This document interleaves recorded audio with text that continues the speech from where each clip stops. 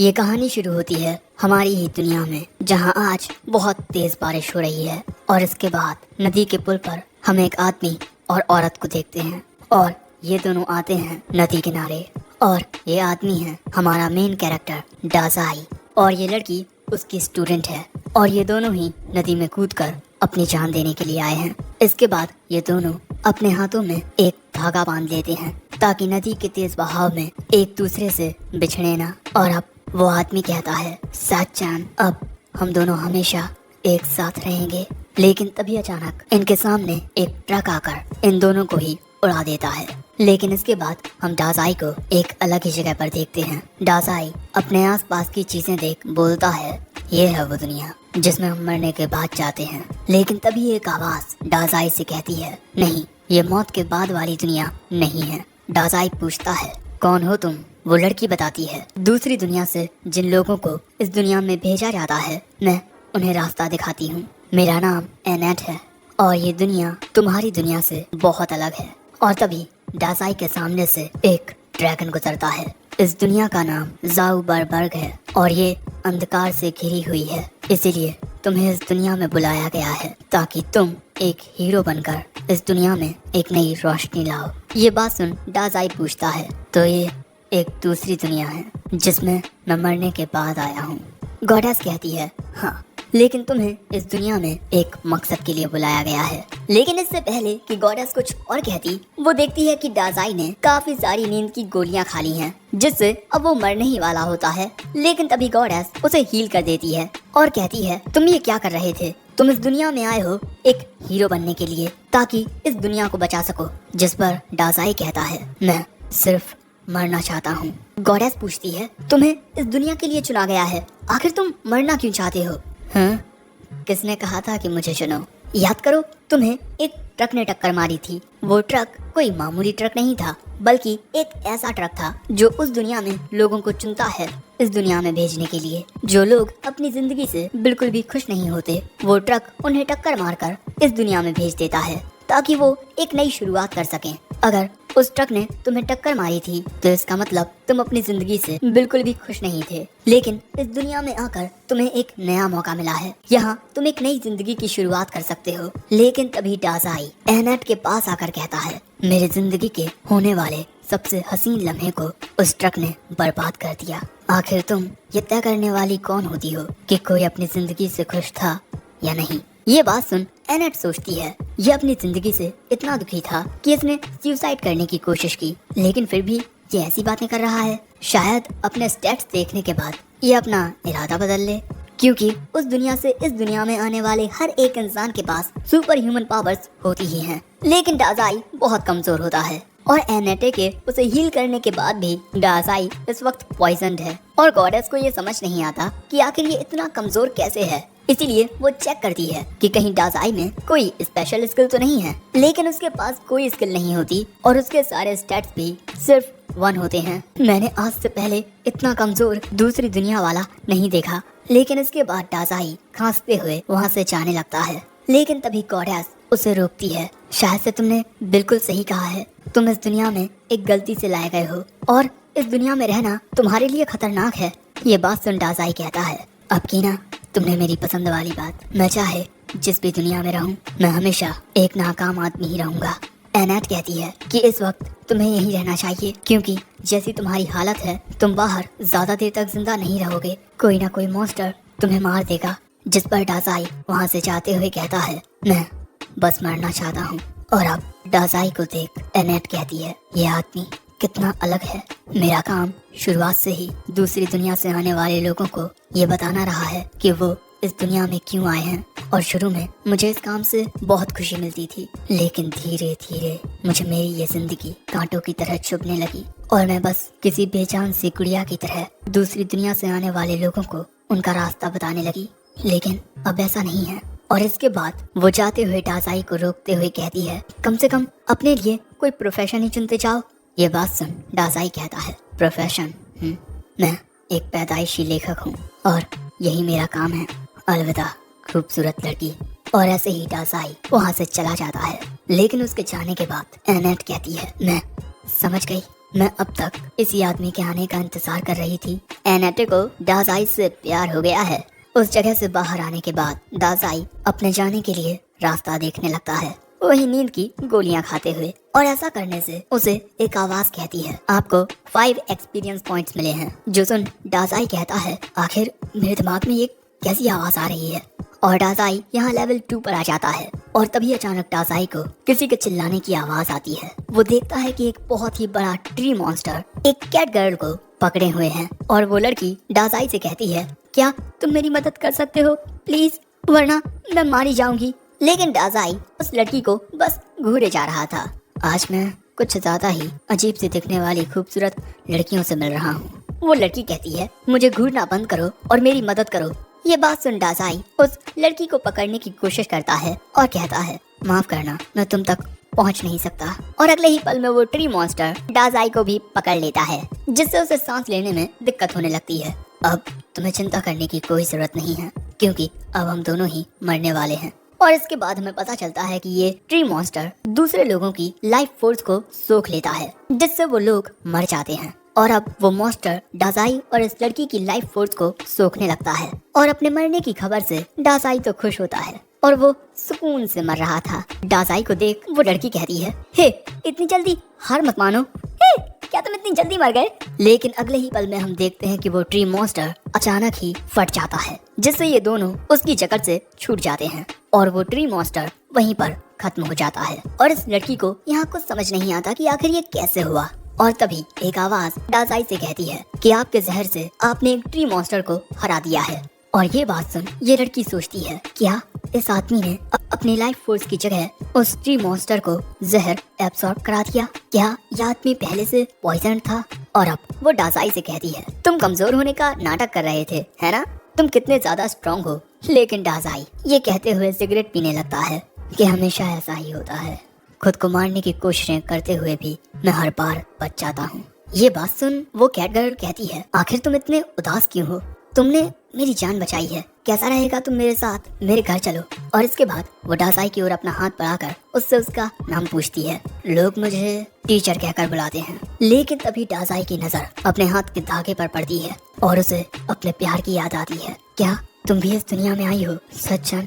ये बात सुन वो कैट गर्ल कहती है, मेरा नाम सच्चन नहीं है। और इससे पहले कि वो डाजाई को अपना नाम बताती, डाजाई वहाँ से जाने लगता है। सो अब वो कैट गर्ल भी डाजाई के पीछे जाने लगती है। और वहीं डाजाई को अब जिंदा रहने का एक रीजन मिल चुका है, इस दुनिया में अपने प्यार को ढूंढना। क्योंकि अगर वो इस दुनिया में आया है तो उसका प्यार भी इस दुनिया में आया होगा। तुम इस दुनिया में कहीं भी हो, मैं तुम्हें ढूंढूंगा और उसके बाद हम दोनों साथ में मरेंगे सच्चान। दूसरी ओर हम एनेट को देखते हैं, जो भगवान से दुआ कर रही थी, हे ईश्वर उस आदमी की हिफाजत करना और प्लीज हम दोनों को किसी दिन फिर मिलाना। लेकिन तभी इस मंदिर के दरवाजे खुलते हैं और डाजाई वहाँ आता है। डाजाई को देख एनेट का चेहरा फिर से खिल उठता है। लेकिन तभी डाजाई के साथ इस लड़की को देख एनेट को झटका लग जाता है, आखिर ये लड़की कौन है? लेकिन तभी डाजाई कहता है, मैं तुमसे एक सवाल पूछना चाहता हूँ। मैं एक लड़की को ढूंढ रहा हूँ जिसका नाम सच्चन है, क्या तुम जानती हो वो कहाँ है? और ये बात सुन एनेट को सदमा ही लग जाता है, क्या एक और लड़की? और इसके बाद हम देखते हैं कि डाजाई और ये लड़की एक साथ आगे बढ़ने लगते हैं और इन्हें एनेट से सच्चन के बारे में कोई जानकारी नहीं मिली। सो ये लड़की कहती है, सेंसर सबसे पहले हमें रॉथ के कैसल टाउन में जाना चाहिए। और जैसे ही वो डाजाई का हाथ पकड़ती है, कोई आकर उनके हाथों को अलग कर देता है और ये होती है एनेट। आखिर तुम दिन दहाड़े एक आदमी का हाथ कैसे पकड़ सकती हो?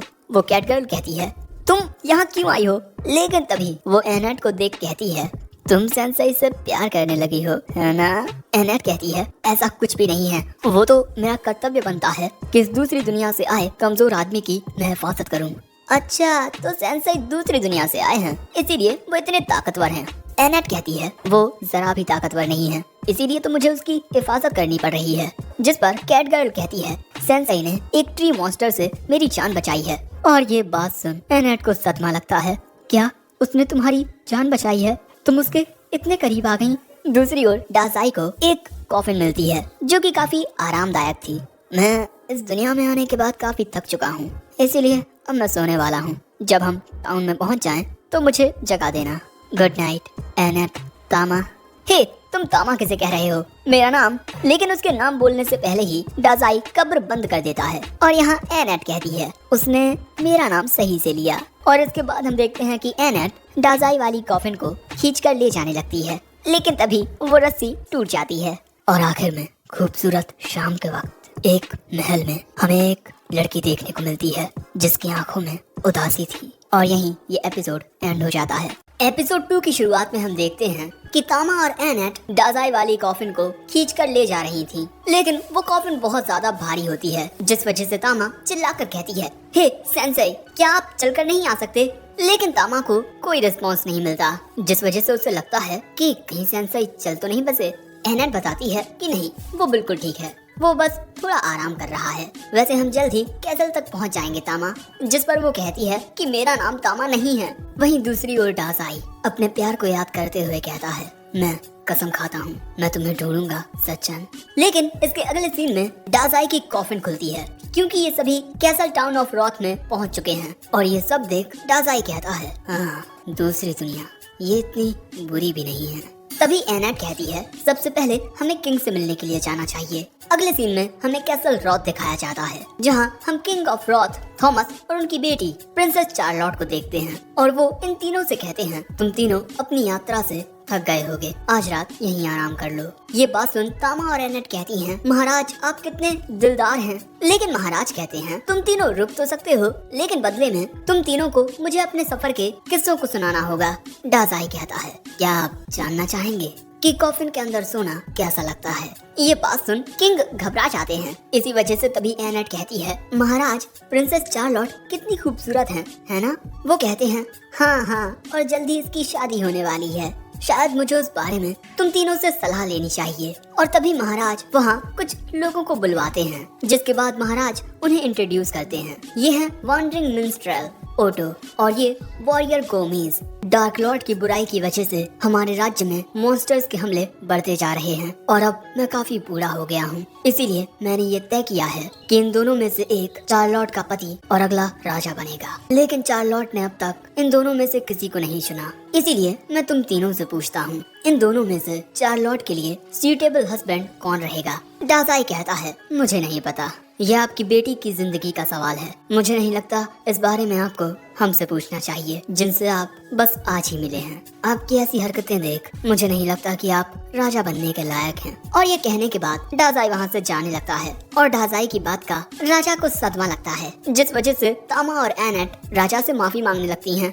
सेंसेई दूसरी दुनिया से आए हैं, इसीलिए वो नहीं जानते कि राजा से किस तरह बात की जाए। लेकिन ये बात सुन चार्लोट की नजरें डाजाई पर आकर थम जाती हैं। इसके बाद रात के वक्त हम देखते हैं कि डाजाई अभी भी जाग रहा था। सो तभी एनेट उससे पूछती है, क्या तुम्हें नींद नहीं आ रही? डाजाई कहता है, मैं आज तक कभी चैन की नींद नहीं सोया। अब ये बात सुन एनेट डाजाई से पूछ लेती है, आखिर ये सच्चन है कौन? लेकिन डाजाई के कुछ कहने से पहले ही अचानक ही डाजाई के बिस्तर में से एक पूंछ निकलती है और अगले ही पल में एनेट डाजाई के ऊपर से चादर हटाती है। दोस्तों तामा कुछ इस तरह डाजाई के बिस्तर पर सो रही है, इसीलिए एनेट तकिया मार कर उसे जगाती है। तुम यहाँ क्यों सो रही हो? तामा कहती है, मैं एक बिल्ली हूँ और बिल्लियों को गर्म जगह पसंद होती है, और वैसे भी तुम कौन होती हो मुझे सेंसेई के साथ में सोने से रोकने वाली? वहीं इनके झगड़े के बीच डाजाई उस कमरे से बाहर आ जाता है। बाहर आने के बाद डाजाई ये खूबसूरत नजारा देखता है जो किसी के भी दिल को भा जाए। वैसे चार्लोट पहले से ही इस नजारे को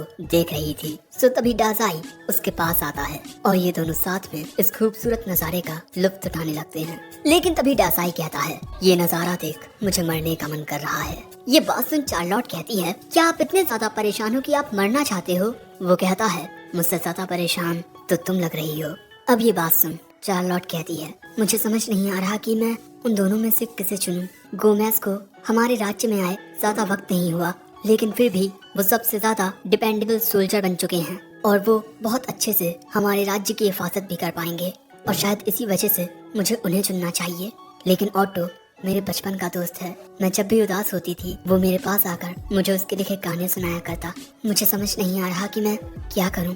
डाजाई कहता है, सच में तुम अपने पिता की बहुत परवाह करती हो, ना कि मेरी तरह। मैंने कई मर्तबा सुसाइड करने की कोशिश की है और कभी भी अपने पिता और परिवार के बारे में नहीं सोचा, लेकिन मैंने कभी किसी से ये नहीं पूछा कि मुझे अपनी जिंदगी किस तरह जीनी चाहिए। तुम्हें खुद से ये सवाल पूछना चाहिए कि आखिर तुम चाहती क्या हो।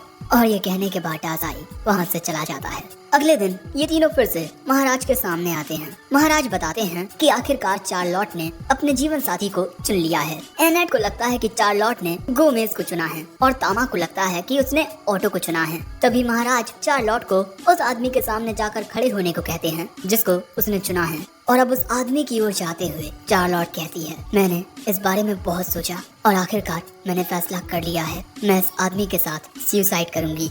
वो डाजाई का हाथ थाम लेती है, जो देख महाराज के साथ बाकी सब के भी होश उड़ जाते हैं। और एनेट को तो इतना बड़ा झटका लगता है कि वो वहीं गिर जाती है। लेकिन तभी चार्लोट कहती है, तुमसे बात करने के बाद मुझे इस बात का एहसास हुआ कि जब भी मेरी उदासी में ऑटो मेरे पास आकर मुझे गाने सुनाता था तो मुझे याद आया कि वो हर दिन आकर गाने सुनाता था और कल रात भी वो वहीं कोने में गाने गा रहा था। वो तो सिर्फ अपने गाने किसी को सुनाना चाहता था और मैं मिस्टर गोमेज से भी शादी नहीं कर सकती क्योंकि उनमें से बदबू आती है। तभी महाराज कहते हैं, चार्लोट बेवकूफों जैसी बातें मत करो। जिस पर वो कहती है, आप बेवकूफ हो पिताजी, आप मेरी मर्जी जाने बिना मेरी शादी किसी के साथ कैसे तय कर सकते हैं। इस आदमी के अलावा मेरी भावनाओं की किसी ने कदर नहीं की, सिर्फ तुमने मुझसे मेरी मर्जी पूछी।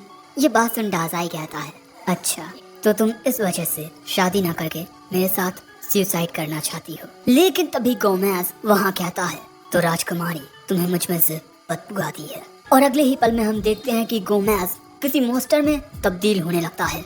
दोस्तों असल में गोमेज एक माइनोटॉर मॉन्स्टर होता है, डार्क लॉर्ड का गुलाम। और वो कहता है, मैं इस राज्य का राजा बनकर इसे हथियाना चाहता था ताकि डार्क लॉर्ड को खुश कर सकूं। लेकिन राजकुमारी को मेरी सच्चाई पता चल गई। लेकिन राजकुमारी कहती है, मुझे इसकी सच्चाई पता नहीं थी, मुझे तो इसमें से सिर्फ बदबू आती थी। ये बात सुन गोमेज को खुद पर शर्म आती है कि उसने बेवजह ही अपनी असलियत सबको बता दी। लेकिन इसके बाद वो इन सबको मारने का डिसाइड करता है। वहीं तामा एनेट को जगाने की कोशिश कर रही थी। दूसरी ओर जब कुछ सोल्जर्स गोमेज पर हमला करने के लिए जाते हैं तो गोमेज उन्हें एक ही बार में दूर फेंक देता है। और तभी तामा भी बाल बाल खुद को और एनेट को एक बड़े पत्थर से बचा लेती है। और इसके बाद तामा गोमेज में जाकर एक लात मारती है और कहती है, अगर तुम लड़ना चाहते हो तो मैं तुम्हारे साथ लड़ूंगी। क्योंकि दोस्तों तामा लेवल 14 की एक मार्शल आर्टिस्ट होती है। और यहाँ ऑटो भी गाना गाकर तामा की मदद करने का फैसला करता है। लेकिन उसके गाना गाने से भैया होता तो कुछ नहीं, लेकिन हाँ डाजाई को वो गाना पसंद जरूर आता है। और तभी जब गोमेज तामा पर हमला करने के लिए आता है तब तामा उसके हमले से बचकर उसमें एक और किक मारती है और इसके बाद एक मुक्का। लेकिन गोमेज बहुत ज्यादा ताकतवर होता है जिस वजह से तामा को थोड़ी चोट भी आ जाती है। दोस्तों गोमेज के सींग बहुत ही ज्यादा पैने होते हैं और इसके बाद गोमेज अपनी पूरी ताकत से तामा पर हमला करने ही वाला था। लेकिन तभी डाजाई उसे रोककर कहता है, ओह पहले क्या तुम हम दोनों को मार सकते हो? अपने बेवकूफ पिता से बचने के बाद प्रिंसेस मेरे साथ मरना चाहती हैं। ये सब सुन महाराज कहते हैं, अरे ये आदमी बोल क्या रहा है? लेकिन तभी गोमेज कहता है, अगर तुम मरना ही चाहते हो तो मैं तुम्हारी ये ख्वाहिश अभी पूरी किए देता हूँ। तुम दोनों को मारने के बाद मैं इस राजा को मारकर इस पूरे राज्य में आग लगा दूंगा, सारे लोग तड़प तड़प कर मरेंगे। डाजाई कहता है, तुम जो चाहे वो कर सकते हो, हमारी ख्वाहिश तो सिर्फ मरना है ना राजकुमारी चार्लोट। और अगले ही पल में गोमेज इन दोनों पर हमला कर देता है। लेकिन तभी अचानक चार्लोट अपने मरने का इरादा बदल लेती है क्योंकि वो जिंदा रहकर इस राज्य के लोगों की हिफाजत करना चाहती है। ये सुन डाजाई चार्लोट को दूर धक्का देकर कहता है, मैं जानता था राजकुमारी तुम बहुत अच्छे दिल की हो, इसीलिए तुम मेरे साथ नहीं मरोगी। और जैसे ही चार्लोट दूर गिरती है तभी एनेट डाजाई के सामने एक बैरियर लगा देती है जिससे गोमेज का हमला डाजाई को छू तक नहीं पाता। और अब एनेट कहती है, जब तक मैं उसके साथ हूँ कोई भी उसे मार नहीं पाएगा। और तभी अचानक गोमेज के दोनों सींग टूट जाते हैं और इसी मौके का फायदा उठाकर तामा उस पर अपना सबसे ज्यादा पावरफुल अटैक करती है। और इस हमले की वजह से गोमेज दीवार को तोड़ता हुआ नदी में जाकर गिरता है, जिसके बाद ये दोनों चैन की सांस लेती हैं। और तामा यहाँ कहती है, मुझे बचाने के लिए शुक्रिया एनेट। वो कहती है, नहीं बचाया तो तुमने है मुझे तामा। और इनकी दोस्ती के नाम ऑटो एक गाना गाने लगता है। लेकिन तभी महाराज चार्लोट से माफी मांगते हुए कहते हैं, मुझे माफ कर दो जो मैं तुम्हारी भावनाओं को समझ ना सका, मैं तुम्हारा पिता कहलाने के लायक नहीं, मुझे माफ कर दो चार्लोट। सो अब चार्लोट कहती है, पिताजी अब से हम दोनों मिलकर इस राज्य को और अपने रिश्ते को बेहतर बनाएंगे। और इसके बाद महाराज चार्लोट को गले लगा लेते हैं। वैसे इस सब नजारे के बीच डाजाई कहता है, हाँ, मैं फिर से मर नहीं सका। अब अगले सीन में जब इस राज्य पर मॉन्स्टर्स हमला करते हैं तब हर एक चीज का नेतृत्व प्रिंसेस चार्लोट करती है, एक नई राजा बनकर। और सारे सोल्जर्स उसके सामने अपना सिर झुकाते हैं। एक नई काफी छोटी उम्र की रानी क्वीन चार्लोट। दूसरी ओर तामा और एनेट डाजाई की कब्र को खींचकर ले जा रही थी। चार्लोट के बारे में बातें करते हुए उसका आगे का सफर बहुत मुश्किलों भरा होने वाला है। सो तभी कब्र में से आवाज आती है, ये उसका खुद का फैसला है, इसीलिए हमें चिंता करने की कोई जरूरत नहीं है। और इसके बाद वो बाहर निकल कर कहता है, कुछ भी कहो, मरती हुई लड़कियाँ बहुत खूबसूरत होती हैं, लेकिन जो लड़कियाँ अपने पैरों पर खड़ी होकर सब कुछ संभालती हैं वो भी अपने अंदाज में बहुत खूबसूरत होती हैं। वैसे ये आसमान भी कितना ज्यादा खूबसूरत है। लेकिन दोस्तों, एनेट और तामा को चढ़ाई वाली जगह पर डाजाई की कब्र को खींचने में काफी दिक्कत हो रही थी। और इसी के साथ ये एपिसोड एंड हो जाता है।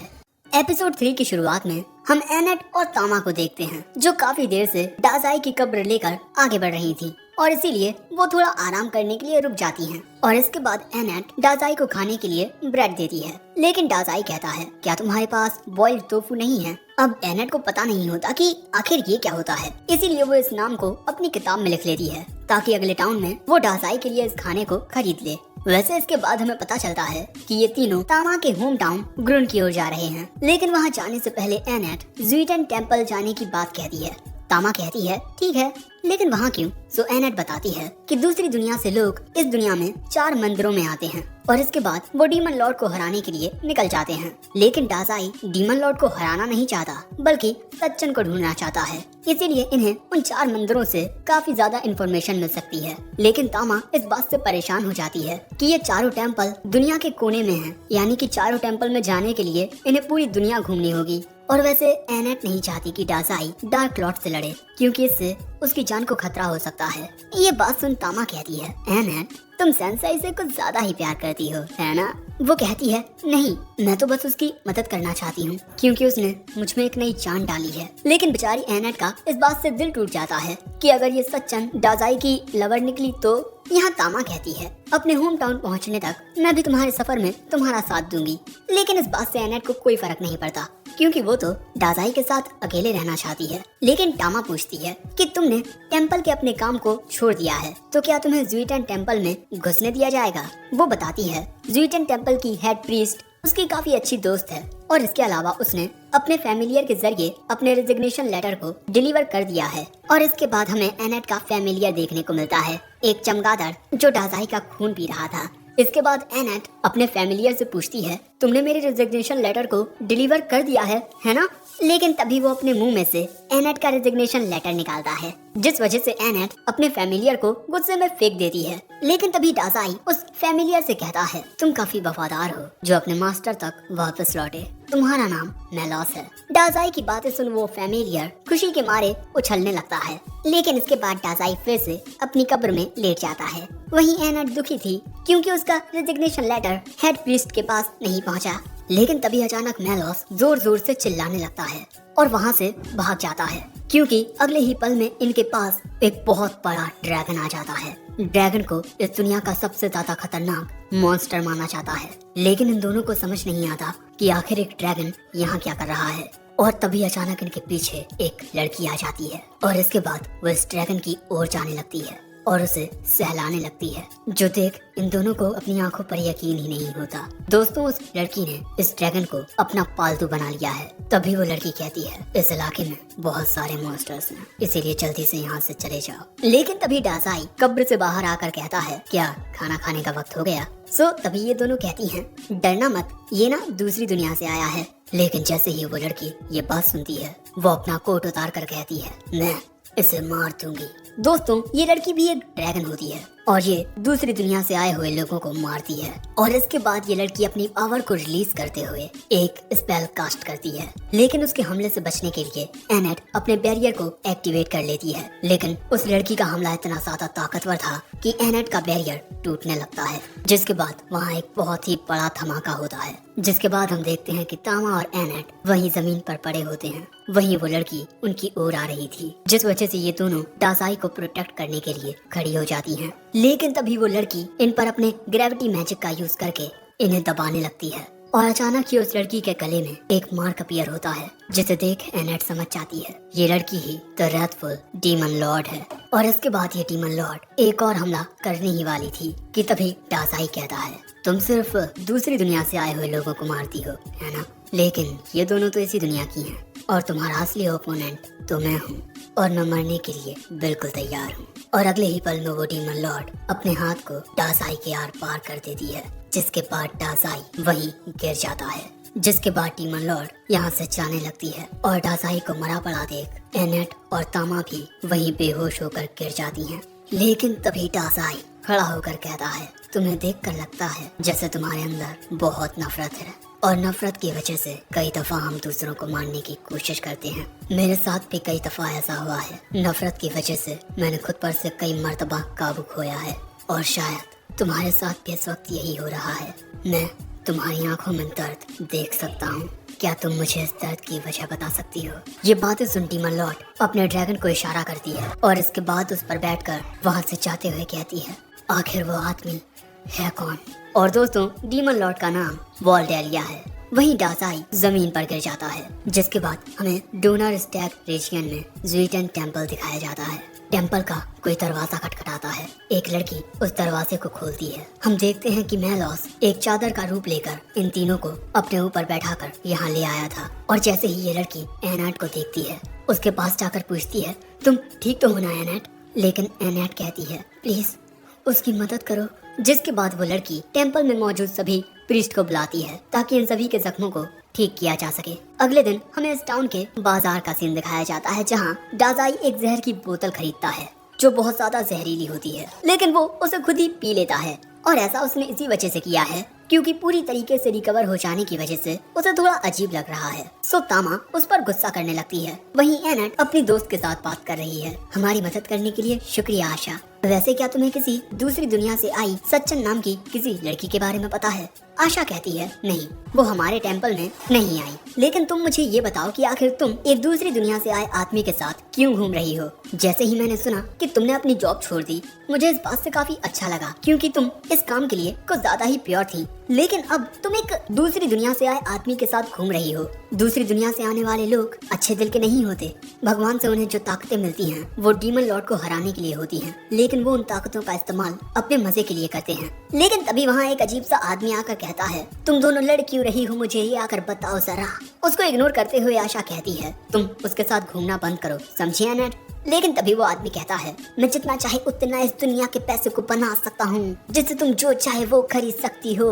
लेकिन तभी आशा उन पैसों को उसी के मुंह पर मार देती है, जिस वजह से वो आदमी वहाँ से भाग जाता है। और आशा कहती है, देखा, दूसरी दुनिया से आए लोग ऐसे होते हैं। एनेट कहती है, लेकिन दासाई बाकी सबसे अलग है। वो कहती है, नहीं, मैं उसे देखकर बता सकती हूँ कि वो तुम्हारे लिए खतरनाक है। सो एनेट कहती है, नहीं, दासाई ने मुझे फिर से एक नई जिंदगी दी है। तभी दासाई एनेट के पास आकर उससे एक ड्रग खरीदने के लिए पैसे मांगता है और वो खुशी खुशी उसे पैसे दे देती है, जो देख आशा को यकीन हो जाता है कि हाँ, ये तुम्हारे लिए सच में खतरनाक है। इसके बाद आशा कहती है, वैसे इसे देखकर लगता नहीं कि इसके पास कोई खास काबिलियत होगी। एनेट बताती है कि दासाई के पास तो कोई काबिलियत ही नहीं है, लेकिन इसके बावजूद भी हमें बचाने के लिए उसने अपनी जान खतरे में डालकर डीमन लॉर्ड का सामना किया। लेकिन तभी आशा कहती है, ये तुम क्या कह रही हो? द रेथफुल डीमन लॉर्ड 7 दिन पहले ही एक दूसरी दुनिया के हीरो से हार चुका है। और इसके बाद हमें डीमन लॉर्ड का महल दिखाया जाता है, जहाँ राजगद्दी पर डीमन लॉर्ड की लाश होती है। और इसके बाद हम डीमन लॉर्ड वॉल्डेरिया को देखते हैं, जो असली डीमन लॉर्ड की बेटी है। दूसरी ओर एनेट जब ये बात तामा को बताती है, तब उसे तो यकीन ही नहीं होता कि डीमन लॉर्ड हार चुका है। लेकिन एनेट यहाँ खुश होती है क्योंकि अब इनकी दुनिया में शांति फिर से लौट आएगी। लेकिन तभी तामा पूछती है कि अगर डीमन लॉर्ड 7 दिन पहले हार चुका है, तो वो कौन थी? और इसके अलावा दासाई भी इस दुनिया में 7 दिन पहले ही आया था। लेकिन डीमन लॉर्ड के हार जाने के बाद भी डाजाई इस दुनिया में लाया क्यों गया? दूसरी ओर डाजाई काफी ज्यादा परेशान हो रहा था। वो कहता है, मैं वो शख्स हूँ जो अपनी जिंदगी एक कलम और कागज के बीच गुजारता था। तामा पूछती है, आपको क्या हो गया अब? वो बताता है, मैं इस दुनिया में आने के बाद इस दुनिया से रिलेटेड कुछ लिखने की कोशिश कर रहा हूँ, लेकिन मैं कुछ भी अच्छा नहीं लिख पा रहा। ये बातें सुन एनेट पूछती है, क्या आपने हमारी पहली मुलाकात के बारे में भी कुछ लिखा है? वो बताता है कि मैंने तुम्हारे बारे में कुछ नहीं लिखा है एनेट, और इस बात से एनेट को बहुत बुरा लगता है। इसके बाद डाजाई कहता है, अगर कुछ इंटरेस्टिंग हो तो उसे लिखने में मजा आता है। मैं उम्मीद करता हूँ कि जल्द ही मेरे साथ कुछ इंटरेस्टिंग हो। सो एनेट सजेस्ट करती है कि क्यों ना हम सभी टाउन में घूमने को चलें। और टाउन में आने के बाद एनेट डाजाई के लिए ये आर्मर खरीदती है, सिल्वर आर्मर। और इस आर्मर की खास बात ये है कि ये मैजिक स्पेल्स को डिफ्लेक्ट कर सकता है, यानी कि जब भी डाजाई पर कोई हमला होगा तो उस हमले का उस पर कोई असर होगा ही नहीं। लेकिन दोस्तों, डाजाई के लिए आर्मर बहुत बड़ा होता है और इसके बाद एनेट डाजाई को इस आर्मर का हेड भी पहना देती है। अब बेचारा डाजाई बिल्कुल अकेला होता है, क्योंकि एनेट और तामा शायद से कुछ खरीदने के लिए चली गई हैं। लेकिन इसके बाद यहाँ से आशा गुजरती है और वो डाजाई को उस आर्मर में देखकर हैरान हो जाती है। वैसे डाजाई को देख वो कहती है, अच्छा हुआ तुम मुझे यहीं मिल गए, मैं तुम्हारे साथ कुछ बात करना चाहती हूँ। मेरी बात सुनो, दूसरी दुनिया से आया आदमी, अब से एनेट मेरे साथ रहेगी। वो दिल की बहुत अच्छी है, इसीलिए आसानी से दूसरों पर भरोसा कर लेती है और एक दिन यही भरोसा उसके दुख का कारण बनेगा। इसीलिए उसकी दोस्त होने के नाते मैं उसे तुम्हारे साथ नहीं जाने दे सकती। सो डाजाई कहता है, इस बात का फैसला एनेट खुद करेगी कि वो मेरे साथ आना चाहती है या नहीं, क्योंकि वो कोई ऐसा परिंदा नहीं है जो एक पिंजरे में कैद होकर जिए। सो आशा कहती है, मुझे तुम्हारी बातों पर जरा सा भी यकीन नहीं है। लेकिन तभी अचानक उसे एक भेड़िए की आवाज सुनाई देती है, जिसके बाद हम एक लड़के को देखते हैं जिसके आसपास कुछ भेड़िए होते हैं और इसके साथ वो आदमी भी होता है जिसे आशा ने मारकर भगा दिया था। और ये आदमी यहाँ जनता से कहता है, ये दूसरी दुनिया से आया वो हीरो है जो इस दुनिया को स्वर्ग बनाएगा, लॉर्ड सुजुकी। और अब सुजुकी कहता है, मेरी बात सुनो गाँव वालों, कुछ दिन पहले डीमन लॉर्ड हार चुका है कुछ हीरोज के द्वारा। अब इस दुनिया में चारों ओर शांति होगी। ये बातें सुन पूरी जनता खुशी के मारे उछलने लगती है। लेकिन तभी सुजुकी कहता है, तुम सभी को तुम्हारी खुशी लौटाने वाला कौन है? हम दूसरी दुनिया से आए हीरोज। हम अपनी जान खतरे में डालकर तुम सभी की हिफाजत करते हैं। इसी वजह से अब एक नए दौर का आरंभ होगा, एक ऐसा दौर जिसमें इस दुनिया पर दूसरी दुनिया से आए हीरोज का राज होगा। तभी ये मोटा कहता है, और इस टाउन पर राज करेंगे हमारे लॉर्ड सुजुकी, इसीलिए इनके सामने झुको। अब जनता को तो कुछ समझ ही नहीं आता। लेकिन तभी ये मोटा कहता है, लॉर्ड सुजुकी वो रही वो एल्फ जिसने मेरे खिलाफ हिंसा की। सो अब सुजुकी उसकी ओर जाने लगता है। तुमने दूसरी दुनिया से आए एक हीरो के खिलाफ हिंसा की? एनेट कहती है, नहीं ऐसा नहीं है, ये बस एक गलतफहमी है। लेकिन तभी सुजुकी एनेट के सिर पर हाथ रखता है और मुस्कुराता है। और इसके बाद वो एनेट पर अपनी पेट एबिलिटी का इस्तेमाल करता है, जिस वजह से एनेट की आत्मा एक पिंजरे में कैद हो जाती है और अब एनेट वहीं गिर जाती है। एनेट की आंखें काली पड़ चुकी हैं, जिस वजह से टामा इस मोटे से पूछती है, तुमने एनेट के साथ क्या किया? मोटा बताता है, लॉर्ड सुजुकी की स्किल पेट किसी को भी उनका गुलाम बना लेती है, यानी कि अब एनेट सुजुकी की गुलाम बन चुकी है। जो देख तामा गुस्से में इस मोटे को मारने ही वाली थी कि तभी सुजुकी उसके सिर पर भी हाथ रखकर उसे भी अपना गुलाम बना लेता है। चाहे वो इंसान हो या मॉन्स्टर, मेरी स्किल सबको मेरा गुलाम बना लेती है। लेकिन तभी आशा उसे आकर रुकती है। मैंने कभी तुम्हें अपनी स्किल का इस तरह से गलत इस्तेमाल करना नहीं सिखाया, तुम फिर भी मासूम लोगों के साथ ऐसा कर रहे हो। सो अब बाकी के लोग भी कहने लगते हैं कि हाँ तुम ऐसा नहीं कर सकते। सो अब सुजुकी कहता है, अगर तुम लोग मेरी बात नहीं मानोगे तो मैं तुम्हारे टाउन को तबाह कर दूंगा और अपना एक नया साम्राज्य बनाऊंगा। जिसके बाद सुजुकी के पेट्स लोगों पर हमला करना शुरू कर देते हैं। ये सब देख आशा सुजुकी को कमीना कहती है। वो कहता है, मुझे कमीना मत कहो, बल्कि मुझे हमारी पहली मुलाकात की तरह हीरो बुलाओ। वैसे मैं तुम्हारे चर्च का इस्तेमाल अपने कैसल के रूप में कर सकता हूँ। और इसके अगले सीन में हम देखते हैं कि सुजुकी के पेट्स ने पूरे टाउन में आग लगा दी है। लोग डर कर भाग रहे हैं और तभी अचानक तामा उस आर्मर पर हमले करने लगती है जिसमें डासाई होता है। लेकिन तामा के हमले आर्मर पर कोई असर नहीं करते। सो डासाई कहता है, एनेट ने सही कहा था, ये आर्मर मुझे हमलों से बचाएगा।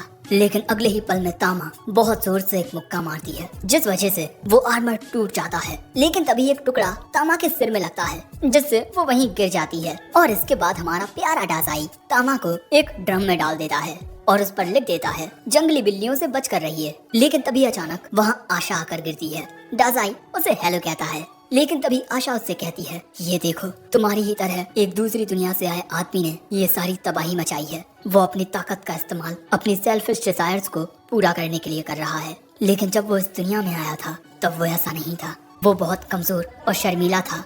लेकिन तभी अचानक दासाई इन बातों को अपनी बुक में लिखने लगता है। तुम्हारी ये बातें बहुत ज्यादा इंटरेस्टिंग हैं। मैं उसके बारे में बहुत कुछ लिख सकता हूँ। कहाँ है वो? आशा बताती है कि वो चर्च की ओर गया है। सो अब दासाई वहाँ जाने लगता है, लेकिन आशा कहती है, तुम्हारे पास कोई ताकत नहीं है, तुम उसका सामना नहीं कर पाओगे। लेकिन दासाई कहता है, मुझे एक फीलिंग आ रही है कि अब जाकर मैं अपने मास्टरपीस को लिख पाऊंगा। उसकी बात सुन आशा कहती है, मैं भी तुम्हारे साथ चलूंगी। इसके बाद ये दोनों चर्च तक पहुंच जाते हैं, लेकिन आशा फिर से दासाई से कहती है, तुमने उसकी ताकत देखी है, तुम उसका सामना चाहकर भी नहीं कर पाओगे। अगर तुम बिना किसी प्लान के अंदर जाओगे तो उसके बीस्ट तुम्हें चीर फाड़ देंगे। लेकिन तभी वो दासाई के हाथ में जहर की बोतल देखती है, जिस वजह से उसे लगता है कि दासाई इस जहर का इस्तेमाल सुजुकी के बीस्ट के खिलाफ करेगा। लेकिन दासाई तो उस जहर को पी लेता है, जो देख आशा दासाई से कहती है, हम दोनों अंदर पीछे के दरवाजे से जाएंगे, यही सही रहेगा। लेकिन अचानक ही दासाई दरवाजे को खोल देता है। हेलो कोनिचिवा, और बेचारी आशा का पोपट हो जाता है। इसके बाद ये दोनों अंदर आते हैं, जहाँ एक गद्दी पर सुजुकी बैठा हुआ था। ओह, तो तुम इसे अपनी मदद के लिए लेकर आई हो। दासाई कहता है, मैं यहाँ तुम्हारी कहानी को लिखने आया हूँ। जो सुन सुजुकी कहता है, अच्छा, तो तुम हीरो सुजुकी की कहानी लिखने आए हो कि कैसे उसने दूसरी दुनिया को जीत लिया। दासाई कहता है, नहीं, ये कहानी एक ऐसे आदमी की होगी जो अपनी औकात से ज्यादा ताकत पाकर बेकाबू हो गया। अब ये बात सुन सुजुकी अपने बीस्ट मॉन्स्टर्स को उठाते हुए कहता है, तुमने हीरो की बेइज्जती करके गलती की है, जिसकी सजा मौत है। और अगले ही पल में सुजुकी के बीस्ट दासाई पर हमला कर देते हैं। सो दासाई की मदद करने के लिए आशा आ जाती है। वो अपने मैजिक से उन बीस्ट को वहीं खत्म कर देती है, लेकिन एक बीस्ट उस पर हावी होने लगता है और इसी मौके का फायदा उठाकर दो बीस्ट दासाई पर फायर बॉल अटैक करते हैं। लेकिन अचानक ही दासाई के सामने सिल्वर आर्मर का हेड आ जाता है, जिससे डिफ्लेक्ट होकर वो फायर बॉल अटैक वापस इन्हीं में आकर लगता है और इस हेलमेट के अंदर होता है मेलोस। दासाई उसे शुक्रिया कहता है, लेकिन यहाँ ये मोटा अब दासाई से घबराने लगता है। सुजुकी कहता है, शांत रहो, क्योंकि अभी भी मेरे पास ये ग्रेट वुल्फ है। और इसके बाद ये वुल्फ दासाई के ऊपर हमला कर देता है और उसमें अपने दांत कड़ा देता है। लेकिन अगले ही पल में दासाई की बॉडी में मौजूद जहर इस वुल्फ के अंदर आने लगता है, जिस वजह से वो वुल्फ वहीं गिरकर मर जाता है। और ये देख कि एक हाई वुल्फ कितनी आसानी से मर गया, ये मोटा बहुत ज्यादा घबरा जाता है और वहाँ से डरकर भाग जाता है। वहीं आशा दासाई के जख्म को ठीक करने लगती है, लेकिन इतना सब होने के बाद भी सुजुकी हार नहीं मानता और अपने ट्रम्प कार्ड एनेट को बाहर निकालता है। एनेट की हालत देख आशा भी घबरा जाती है और अब सुजुकी कहता है, इन दोनों को खत्म कर दो। और इसके बाद एनेट एक खंजर निकाल लेती है और अगले ही पल में आशा के ऊपर हमला कर देती है, जिस वजह से आशा काफी दूर फेंक जाती है। और इसके बाद वो दासाई से कहती है, हमें यहाँ से भागना होगा, इस वक्त हम एनेट का सामना नहीं कर पाएंगे। लेकिन तभी दासाई आगे बढ़ते हुए कहता है, एनेट इतनी भी कमजोर नहीं है जितना तुम सोचते हो। सो सुजुकी कहता है, जो कोई भी एक बार मेरी स्किल पैड के कंट्रोल में आ जाता है, उसके बाद उसका फिर से होश में आना नामुमकिन है। अब ये लड़की जिंदगी भर मेरी गुलामी करेगी। दासाई एने के करीब आकर कहता है, इस बात का फैसला ये खुद करेगी, ना कि तुम। मैं जानता हूँ एनेट, तुम कोई ऐसा परिंदा नहीं हो जो एक पिंजरे में कैद रहोगी। और अगले ही पल में हम देखते हैं कि एनेट का एक हाथ दासाई पर हमला करने से उसे रोक रहा था, जो देख सुजुकी कहता है, ये तुम क्या कर रही हो, जल्दी से उसे खत्म कर दो। लेकिन तभी हम एनेट को देखते हैं, यानी उसकी आत्मा, जो हमेशा से एक अंधेरी जगह में एक पिंजरे में कैद रहती आई है, लेकिन दासाई ने उसकी जिंदगी में आकर उसे आजादी और रोशनी दोनों दी हैं। और अगले ही पल में एनेट उस खंजर को अपने ही पैर में मार लेती है और सुजुकी की कैद से आजाद हो जाती है। और इसके बाद दासाई उसे थाम लेता है और आशा से एनेट के जख्मों को ठीक करने को कहता है, जिसके बाद आशा एनेट के जख्म को हील करने लगती है। और वहीं सुजुकी को अपनी आंखों पर यकीन नहीं हो रहा था कि एक लड़की उसकी कैद से बाहर आ गई, जिसके बाद वो बिना कुछ सोचे समझे उसी खंजर को उठाता है और खुद को उससे खत्म करने ही वाला था कि तभी एक हाथ उसे ऐसा करने से रोक देता है। और ये होता है दासाई। दासाई के हाथ से खून बहने लगता है और वो कहता है, मैं भी तुम्हें मरने नहीं दे सकता। चलो अब मुझे अपनी कहानी बताओ। लेकिन यहाँ सुजुकी बहुत घबराया हुआ होता है और अचानक ही हमें सुजुकी की कहानी बताई जाती है, जहाँ उसके क्लास के बच्चे उसे बहुत ज्यादा बुली किया करते थे। वो उसके पैसे छीनकर उसे मारते थे। उसकी जिंदगी हमेशा से ऐसी थी। उससे ताकतवर हर एक शख्स उसे अपना गुलाम बनाता था। उसने अपनी ऐसी जिंदगी को कई दफा खत्म करने की कोशिश की है, लेकिन कभी उसमें इतनी हिम्मत नहीं आई। और एक रात घर जाते हुए रास्ते में एक शराबी उसे धक्का देकर उसी पर चिल्लाने लगता है और बेचारे सुजुकी में कुछ कहने की हिम्मत नहीं होती। लेकिन जैसे ही वो आगे बढ़ता है, एक ट्रक आकर उसमें टक्कर मार देता है, जिसके बाद वो आशा के मंदिर में दूसरी दुनिया में पहुंचता है और वो उसे बताती है कि उसे एक हीरो बनने के लिए चुना गया है और उसे अपनी ताकत का इस्तेमाल डीमन लॉर्ड को हराने के लिए करना होगा। जिसके बाद सुजुकी हिम्मत करते हुए कुछ मॉन्स्टर्स को अपना पेट बनाता है और अपने पेट्स की मदद से वो दूसरे बुरे मॉन्स्टर्स से फाइट भी करता है और अपनी ताकत से वो काफी खुश होता है। लेकिन जब वो टाउन में आता है तब लोग उसे देखकर डरने लगते हैं और उसकी बुराई करने लगते हैं। और जब रास्ते में कोई उससे टकराता है तब वो उस पर ही चिल्लाता है, जिस वजह से उसे अपनी पिछली जिंदगी की याद आती है। और इसके बाद से ही सुजुकी बुरा बनने लगता है, क्योंकि चाहे वो दुनिया हो या ये दुनिया, हर कोई उस पर अपनी ताकत दिखाता है। इसीलिए अब वो भी इस दुनिया पर अपनी ताकत दिखाएगा। और अब प्रेजेंट में वो कहता है, चाहे मैं किसी भी दुनिया में चला जाऊं, मैं बस एक कमजोर और बेवकूफ लड़का रहूंगा। लेकिन तभी डासाई कहता है, तुम पर लिखी मेरी कहानी पूरी हुई। एक ऐसे दुखी लड़के की कहानी जो दूसरी दुनिया में आने के बाद भी कुछ नहीं कर सका, ना ही एक हीरो बन सका और ना ही एक विलन। और ये सब हुआ उसके खुद की कमजोरियों की वजह से। मैं इस कहानी को नाम दूंगा नो लॉन्गर हीरोइक नहीं।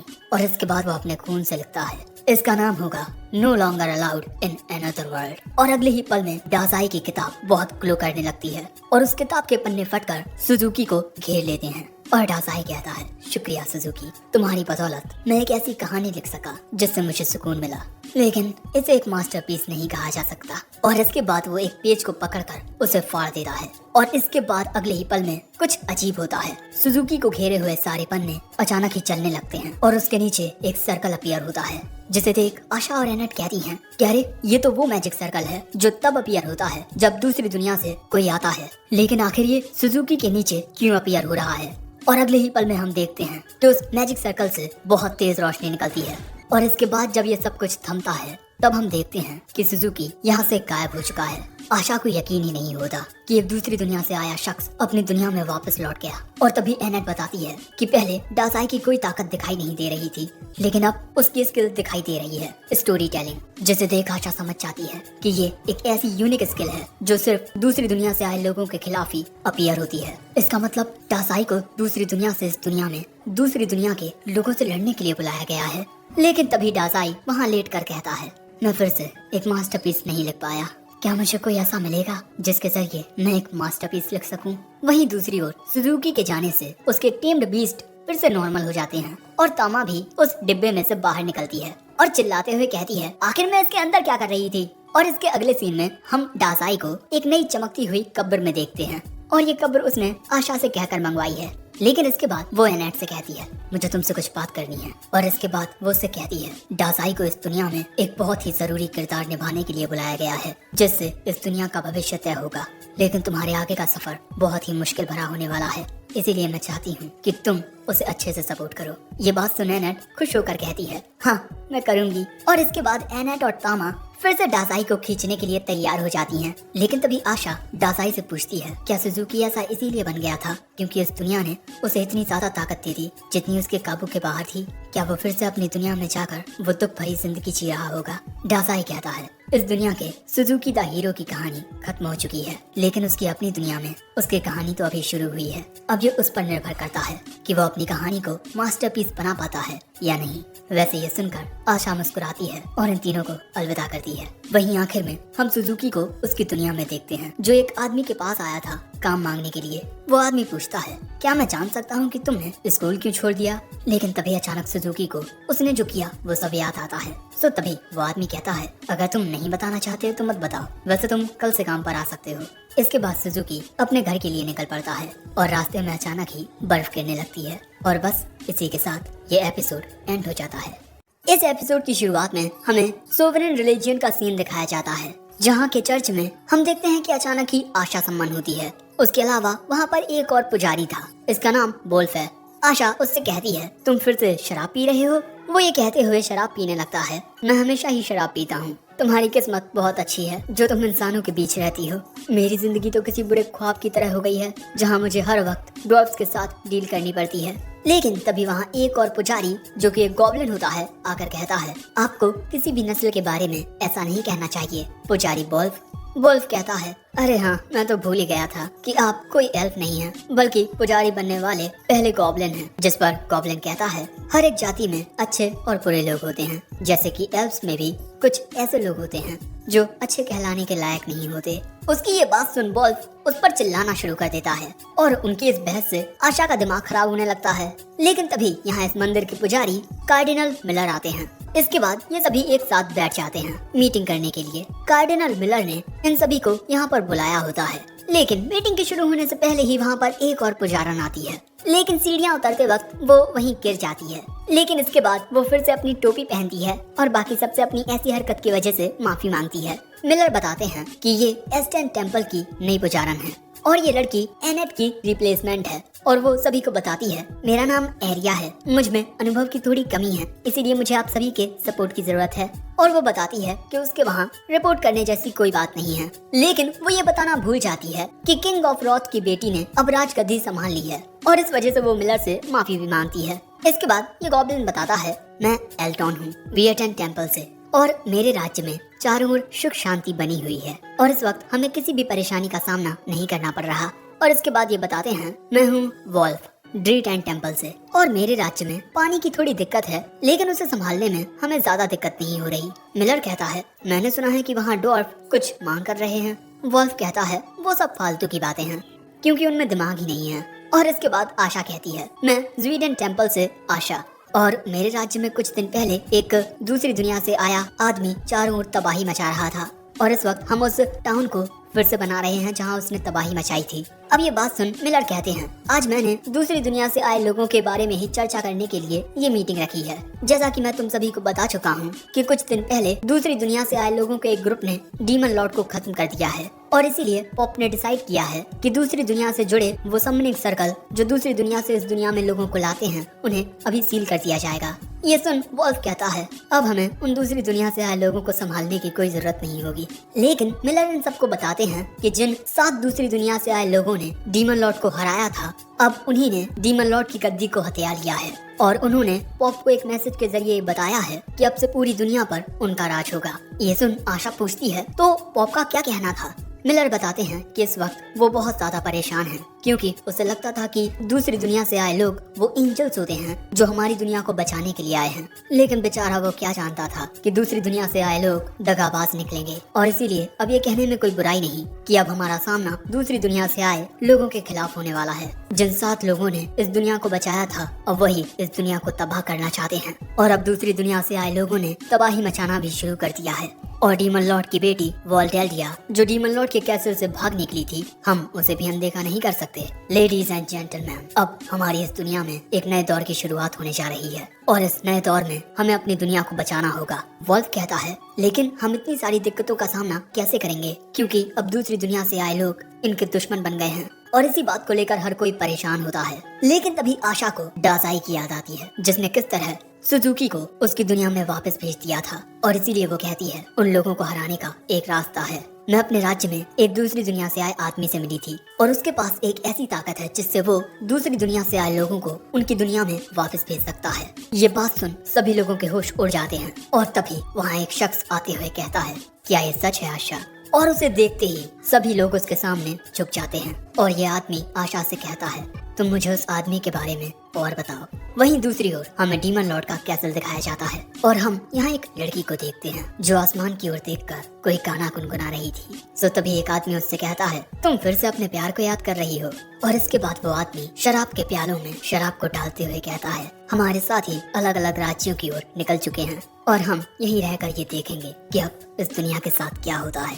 वैसे दोस्तों, यही लड़की सच्चन है, हमारे राजाई का प्यार। वहीं दूसरी ओर डाजाई, तामा और एनेट शाम होते होते एक टाउन में पहुंच जाते हैं और ये तीनों आज रात यहीं रुकेंगे। और दोस्तों, डाजाई की कब्र को खींचने की वजह से तामा ने जो मेहनत की है उससे उसका लेवल 17 हो गया है, लेकिन इस बात से उसे कुछ ज्यादा खुशी नहीं होती। लेकिन इसके बाद एनेट देखने लगती है कि यहाँ इन्हें रात गुजारने के लिए इन यानी कि होटल कहाँ मिलेगा। तभी एक लड़का उससे कहता है कि उसे इन उस ओर मिलेगी। वैसे क्या तुम तीनों ट्रैवलर्स हो? अगर तुम चाहो तो मैं तुम्हें ऐसी जानकारी दे सकता हूँ जो तुम्हारे लिए काफी यूजफुल होगी। और इसके बाद वो इन दोनों को हीरो इंट्रोडक्शन सर्विस के बारे में बताता है, जहाँ दूसरी दुनिया से आए लोग उन लोगों की पार्टी का हिस्सा बन जाएंगे जिनके पास एक्सपीरियंस की कमी होती है, और उनके सफर में वो हीरो उनकी हिफाजत करेंगे।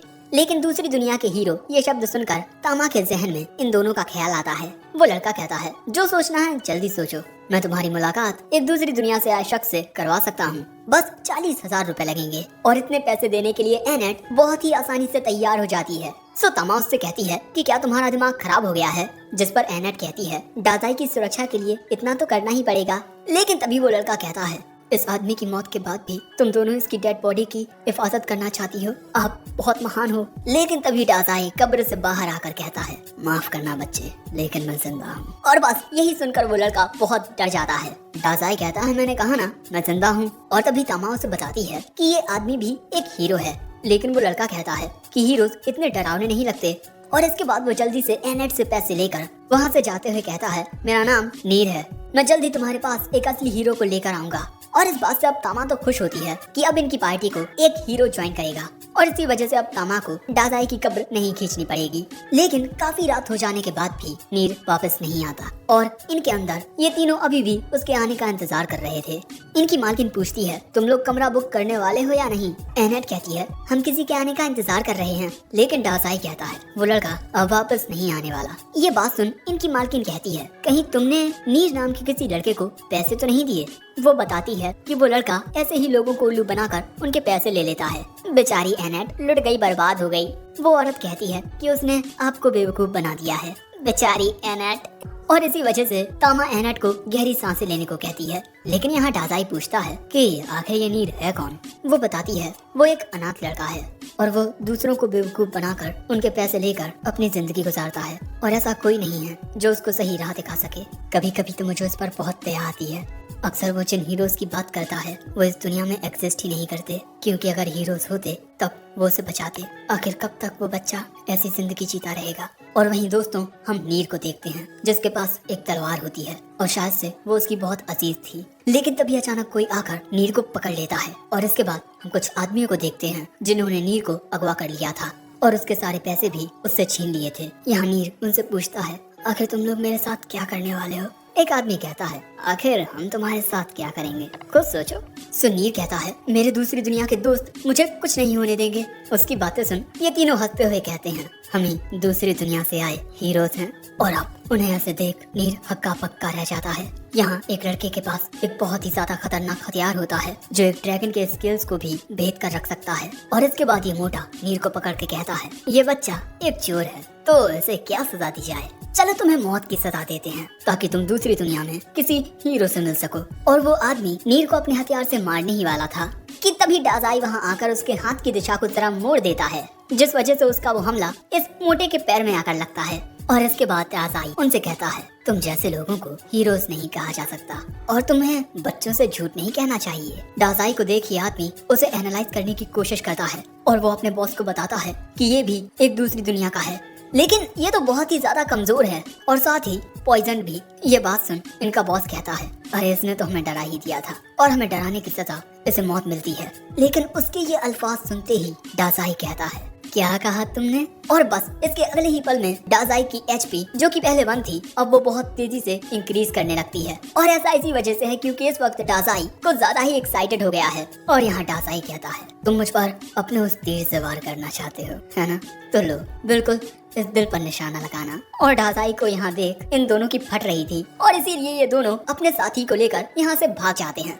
उनके भागने के बाद डाजाई कहता है कि अरे ये तो भाग गए। लेकिन तभी नीर पूछता है, क्या तुम एक हीरो हो? डाजाई कहता है, नहीं मैं कोई इतना महान शख्स नहीं हूँ। और इसके बाद वो जाते हुए कहता है, दूसरों को धोखा सिर्फ जवान लोग देते हैं, लेकिन तुम तो अभी भी एक बच्चे हो तुम्हें बड़ों जैसी हरकतें नहीं करनी चाहिए, इसीलिए अभी सिर्फ अपने बचपने को जियो। और इसके बाद टासाई वहाँ से चला जाता है बिना नींद की रस्सियाँ खोले। वैसे अब हमें अगले दिन का सीन दिखाया जाता है जहाँ पर तामा और एनेट जाने के लिए तैयार होते हैं, लेकिन तभी तामा देखती है कि डासाई झपकियाँ मार रहा है। सो एनेट पूछती है कि कल रात आप कहाँ गए थे, कहीं आप किसी औरत के साथ तो नहीं थे। लेकिन यहाँ डासाई मुस्कुराने लगता है, जिस वजह से एनेट को और भी ज्यादा पीड़ा होने लगती है। लेकिन डासाई अपनी कब्र में वापस लेट जाता है। लेकिन तभी नीर वहाँ आकर कहता है अब हमें आगे बढ़ना चाहिए। उसे देखते ही तामा उस पर चिल्लाना शुरू कर देती है, हमारे पैसे वापस करो झूठे।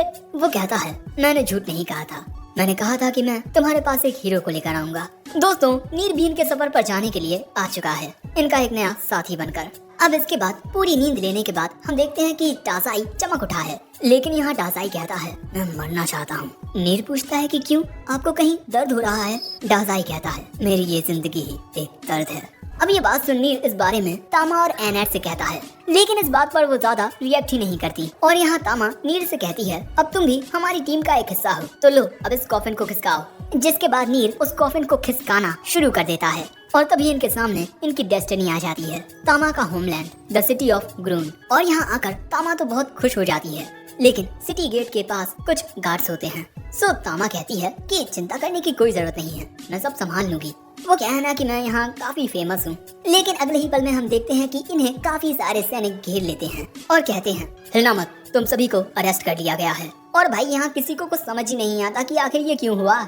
और डासाई कहता है अरेस्ट। और इसके बाद हमें जेल का सीन दिखाया जाता है जहाँ पर एनेट गले फाड़ फाड़ कर रो रही थी, प्लीज हमें कोई तो बाहर निकालो, भगवान हीरोज कोई तो बाहर निकालो। लेकिन कोई उसकी आवाज नहीं सुनता। वहीं डासाई तो आराम से सो रहा था। और बस दोस्तों, इसी के साथ ये एपिसोड एंड हो जाता है।